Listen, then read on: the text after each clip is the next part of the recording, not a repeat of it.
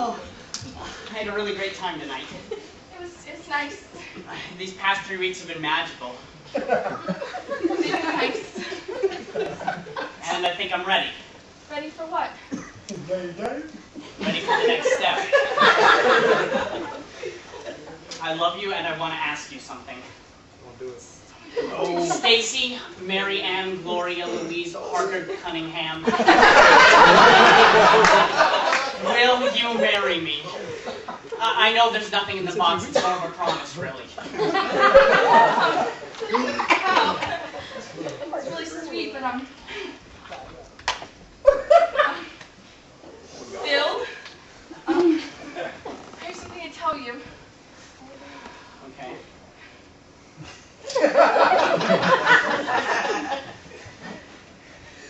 I can see someone else. What? Who? Is it Earl? Actually, a couple of people. Your sisters. Yes. All 6 of them.